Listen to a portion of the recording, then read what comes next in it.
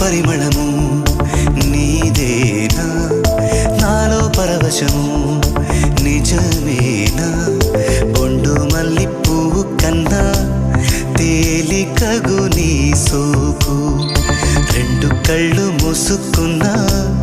లాగు మరి నీ వైపు సొగసును చూసి